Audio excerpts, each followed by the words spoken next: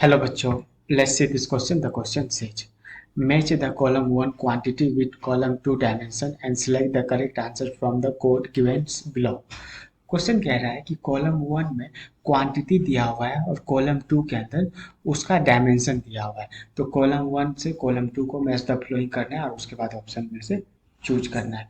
तो पहले देखो कॉलम 1 में क्या क्या है, thermal resistance, Stefan constant, Wien's constant और हीट करंट। इस चारों का डायमेंशन है अपने पास। तो पहले इसका की कॉन्सेप्ट अपन समझते हैं। की कॉन्सेप्ट निकालना क्या है स्टीफन कांस्टेंट का डायमेंशन। मतलब ये जो चारों है क्वेश्चन है, चारों जो है इसका डायमेंशन याद नहीं होता है। तो बेसिकली इसका की कॉन्सेप्ट यही है ना कि जब भी ऐसा कोई क्वेश्चन है जिसका डायमेंशन याद नहीं है, तो अपने को एक ऐसा फॉर्मूला सर्च करना है जिस फॉर्मूले के अंदर उस टर्म के अलावा सारे टर्म का डायमेंशन अपने को पता हो। तो जैसे पहला है क्या, थर्मल रेजिस्टेंस।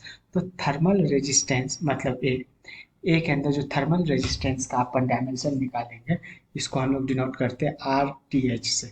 ठीक है, ये निकालेंगे किससे, इसका एक फॉर्मूला होता है temperature difference, temperature difference upon upon thermal current, upon thermal current. ठीक है, तो ये पहले क्वेश्चन का की कॉन्सेप्ट हो गया। अब थर्म टेम्परेचर डिफरेंस और थर्मल करंट का अपने को डायमेंशन पता है, तो इसका इसका डायमेंशन का रेशियो निकाल देंगे। तो थर्मल रेजिस्टेंस का अपने को डायमेंशन पता चल जाएगा। तो देखो टेम्परेचर डिफरेंस, इसका टेम्परेचर डिफरेंस का डायमेंशन हो गया टी। उसके बाद आता है थर्मल करंट। थर्मल करंट क्या होता है, थर्मल करंट होता है del Q upon T, del Q upon del T. Q हो गया हीट और टी हो गया क्या, टाइम। तो अब यहाँ पे टेम्परेचर डिफरेंस का के हो जाएगा, टी नहीं होगा के। तो डेल क्यू मतलब हीट का क्या होता है dimension, M L square upon T square. और उसके बाद ये जो टी है मतलब टाइम, इसका भी डायमेंशन क्या होता है टी। तो इसका डायमेंशन टोटल क्या आया, ये टी स्क्वायर ऊपर चलेगा, ये टी स्क्वायर और ये टी। तो ये आ गया K T cube upon M L square. तो यहाँ से टोटल क्या आ गया, एम की पावर -1, एल की पावर -2, टी की पावर -3 और के की पावर -1।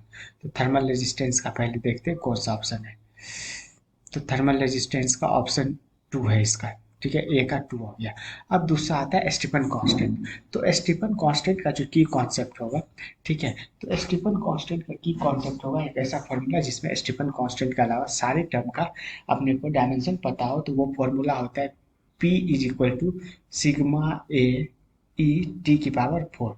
यहाँ पे P power, sigma Stefan constant, A area, E emissivity और टी जो है टेम्परेचर डिफरेंस मतलब टेम्परेचर होता है। तो पावर का डायमेंशन क्या होता है, पावर का डायमेंशन होता है M L square upon T Q.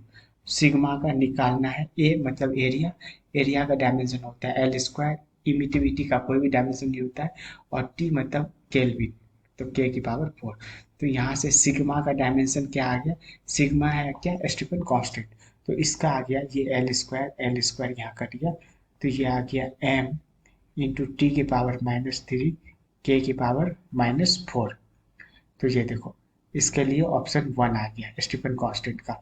अब आता है तीसरा, कौन सा, विंस कांस्टेंट। तो विंस कांस्टेंट के लिए की कॉन्सेप्ट आएगा लेमडा एम इंटू टी जो होता है वो बी के बराबर होता है, और यही बी ही क्या है, यहाँ पे बी ही है विंस कांस्टेंट। विंस कांस्टेंट को बी से डिनोट करते हैं। यहाँ से लेमडा जो है वेवलेंथ को, और ये जो टी है वो बेसिकली टेम्परेचर को डिनोट करता है। तो लेमडा का डायमेंशन क्या आ जाता है एल, टेम्परेचर मतलब टेम्परेचर का आ जाता है के।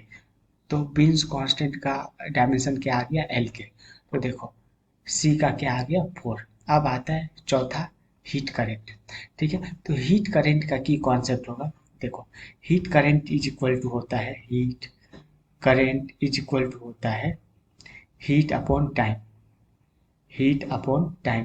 बेसिकली हीट का जो डायमेंशन होगा वो वही होगा जो कि एनर्जी का होगा, और टाइम का तो टी होता है।